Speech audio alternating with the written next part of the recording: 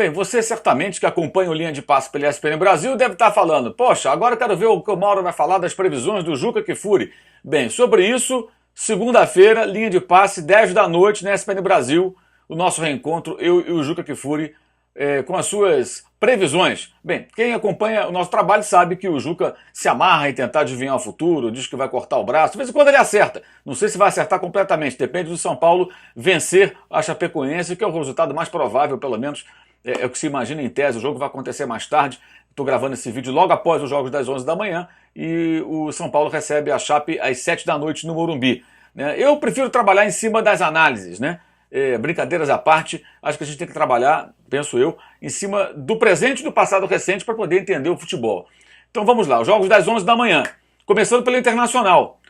Até como já dizia até no programa de sexta-feira, no Linha de Passe, imaginava o Paraná mais fechado e conseguindo oferecer mais resistência ao Colorado, mesmo em Porto Alegre, pela mudança de técnico. Saiu o Rogério Micali, que é um treinador que tenta fazer com que suas equipes joguem com muita posse de bola, tentando igualar o jogo tecnicamente, o que é digno até, mas há uma incompatibilidade entre a qualidade do elenco, e a possibilidade de aplicar esse tipo de jogo. Parecidíssimo com o que aconteceu com o Atlético Paranaense. Eu vou até acompanhando e escrevendo sobre isso na minha coluna no jornal A Gazeta do Povo, lá de Curitiba, do Paraná, que o Atlético vem reduzindo praticamente jogo após jogo o seu número de passes trocados. A posse de bola caiu muito depois que o Fernando Diniz saiu, o Thiago Nunes assumiu.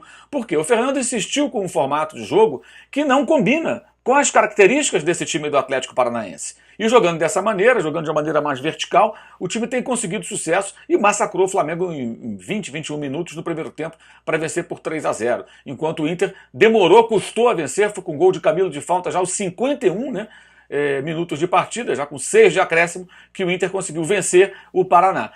Não é adivinhação, é uma dedução. Saiu um técnico que tenta fazer o Paraná Clube jogar de uma forma mais, digamos, de bola no pé, e entra qualquer outro treinador que entrasse, teria uma preocupação imediata.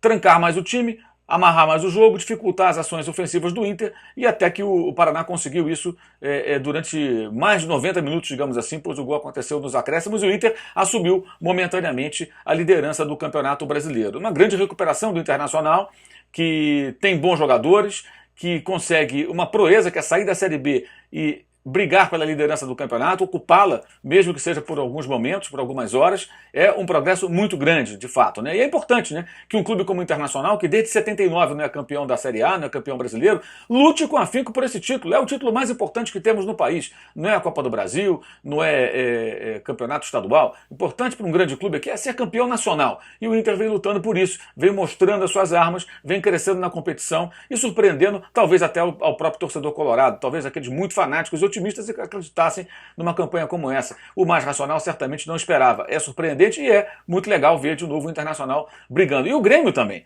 O Grêmio se aproximando da briga pelos primeiros lugares e agora fora da Copa do Brasil deve dar mais atenção a essa competição. Voltando agora ao jogo do Paraná. O Atlético liquidou o Flamengo em cerca de 21 minutos. E se observou muito facilmente o comportamento do time do Flamengo. O Flamengo é um clube que não se dá o respeito há muito tempo. Não por acaso tem um retrospecto de fracasso jogando contra os times paranaenses, em Curitiba especialmente, que vem de longa data, vem de muito tempo. Paraná, Atlético e o Curitiba. Nunca venceu em jogos do Brasileiro na Arena da Baixada, um tabu que o São Paulo também tinha e conseguiu romper nesse ano, e isso se reflete muito em função do comportamento, não só das dificuldades técnicas em alguns momentos do clube. O Flamengo não sabe se impor, o Flamengo não consegue muitas vezes se comportar da maneira que deveria, como um time grande. Se comporta às vezes como um time pequeno, um time menor. E foi o que fez nessa partida, onde você vê basicamente o quê? Um time com alguns jogadores poupados, que convenhamos, não é esse o problema. Não é porque o Diego, o Hever e o Diego Alves não jogaram que o Flamengo tomou aqueles gols. Falhas grotescas do Rodinei, dos zagueiros, falhas dos volantes, jogo aéreo, Arão e Uribe não marcaram a cabeçada do terceiro gol. Ou seja, o Flamengo cometeu muitos erros coletivos e individuais, e de comportamento, de postura. Você vê as jogadas acontecerem nas costas do Rodinei, não tem cobertura, o Rodinei chega atrasado, falta intensidade, velocidade, aplicação, briga pela bola até o final. O time não apresentou nada disso. O Flamengo foi vergonhoso. E aí tomou 3-0, o jogo acabou praticamente ali no primeiro tempo. Na segunda etapa tentou alguma coisa, também se expôs, o Atlético teve oportunidade, finalizou mais do que o time carioca, e a vitória do Atlético é incontestável, né? O Atlético é um outro time em função de uma mudança de comportamento. Não acho, ao contrário do que alguns imaginam, que a posse de bola seja algo obrigatório. Eu admiro os times que sabem jogar com posse de bola e que se impõem assim. Um exemplo, o melhor de todos, obviamente, na atualidade, o Manchester City. Aliás, pela manhã, comentei, ao lado do Rogério Volga na ESPN Brasil, a vitória do City sobre o Huddersfield por 6-1, com 3 gols de Sérgio Agüero e 78% de posse de bola.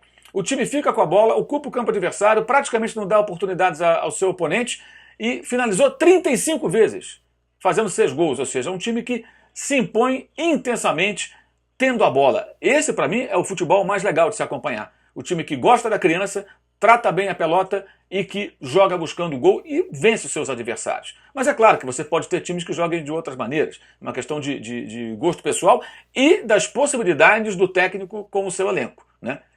É algo que a gente precisa entender. Caso específico do Atlético Paranaense, era muito complicado, o Diniz insistiu e agora com essa mudança o time vem fazendo uma boa campanha de recuperação, não tem perdido, conseguiu já 2 vitórias expressivas por cima de Vitória e Flamengo jogando na Arena da Baixada e vai se afastando ali do risco de rebaixamento pouco a pouco o Atlético Paranaense. O caso do Flamengo é muito simples de entender, né? O Flamengo jogou contra o Grêmio em Porto Alegre, fez um ótimo jogo, especialmente no segundo tempo, e empatou, Copa do Brasil.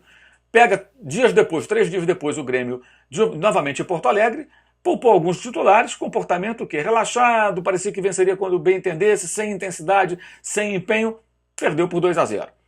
E agora se repetiu a história. O Flamengo eliminou o Grêmio, tomou muita pressão durante boa parte do primeiro tempo e início do segundo, no Maracanã, mas venceu o Grêmio, se defendeu muito bem. Você vê o time se defendendo na quarta-feira e viu o time não se defendendo no domingo. É impressionante a diferença. É claro que é uma questão de postura, gente. É claro que é uma questão de como o jogador está encarando aquele jogo, como o clube encara aquele jogo. E o Flamengo parece que está a passeio no Campeonato Brasileiro. Talvez entenda que a Copa do Brasil seja um título compatível com o seu tamanho, o que é um absurdo, porque a Copa do Brasil, embora dê um prêmio maior, não é tão importante como a Série A. E o que aconteceu? Vimos o Flamengo relaxado, como se pudesse fazer o jogo que bem entendesse, tomando 3 gols rapidamente e saindo aí da briga pela liderança do campeonato, pelo menos nesse momento, nesse final de primeiro turno. No ano passado não foram poucos os jogos que o time jogou assim. Eu sempre chamei de postura banana. O que quer dizer banana? Pode olhar no dicionário. Banana é aquela coisa molenga, aquele cara sem interesse, aquele songamonga, aquele que não luta.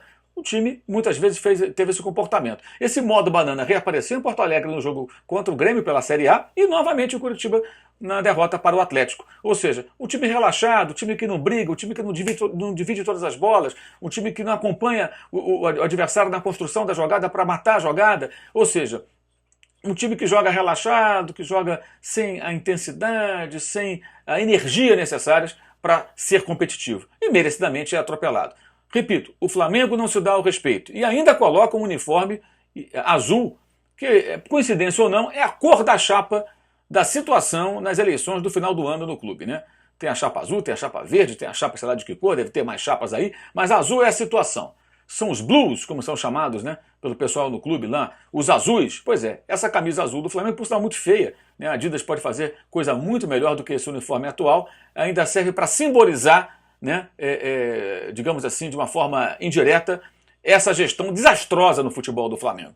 E é muito improvável que tenhamos aí cobranças severas com relação ao comportamento dos jogadores. No Flamengo, tudo segue normalmente, independentemente dos fiascos, das vergonhas que esse time possa apresentar, mesmo sendo um elenco caro, mesmo tendo qualidade e mesmo poupando jogadores, deveria sim ter tido um outro comportamento. Sorte do Atlético, que manteve a freguesia do Flamengo jogando no seu estádio, venceu, está bem na Copa Sul-Americana, já havia vencido muito bem o Peñarol, o tradicional time uruguaio, tanto em Curitiba como em Montevidéu, e agora relaxa no final de semana, passa um domingo agradável. Ao rubro-negro carioca, resta lamentar, porque o torcedor do Flamengo mal pode saborear uma vitória como aquela sobre o Grêmio na quarta-feira. Poucos dias depois, no jogo seguinte, vem outra decepção, outro fracasso, ou seja, o modo banana sempre volta a entrar em ação. É isso. Saudações!